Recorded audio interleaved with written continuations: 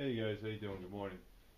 Alright, so continuing on with my batch process, as the last video I put out, I basically ground all my steel. You don't see all the steel here because there's only certain knives that require handles, and I always have to constantly review my notes to make sure what colors they want or if they want gun bluing. This is actually the stage where if you wanted to do gun blue, I'd have to take your knife to another area and sandblast it, and that's actually what's going to happen to the Jungle Fighter right here. This is going to get sandblasted.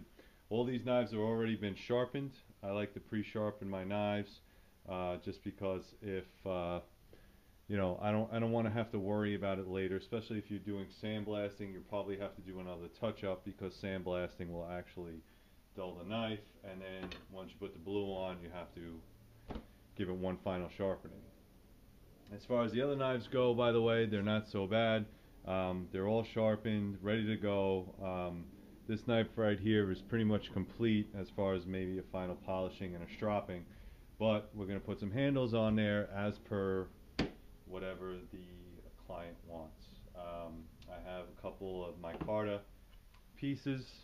Okay, most of the stuff I use is black micarta, either paper, linen, or canvas. Just depends what I can get for a relatively decent price. And sometimes it's quarter of an inch, sometimes it's 3/8.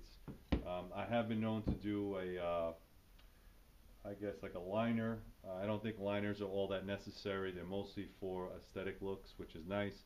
And it does give you a little bit more of a cushion if you wanted to broaden out the handle, which is nice too. So it's not necessary, but it looks nice. And then this is, I think, Ancient Cypress. Um, One of the customers requested this. He actually sent me this piece and another piece that's going to go on the Wingman. So this is a little bit more of a special build, which I'll probably do last because you have to be more careful with wood than you do with plastic. You can't force wood or else it'll splinter. So everything has to be exact.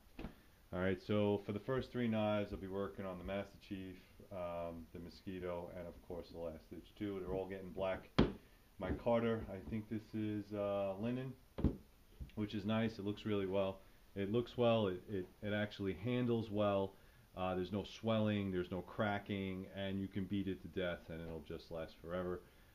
They're all satin finishes, so I'll get these three out of the way. Then I'll work on the other two knives. And then the next step of the batch process is actually going to be the sheath making. Okay, and that's where I'll have all the knives completed and ready, and then make all the sheaths. All right, so if you want to follow along, that's great.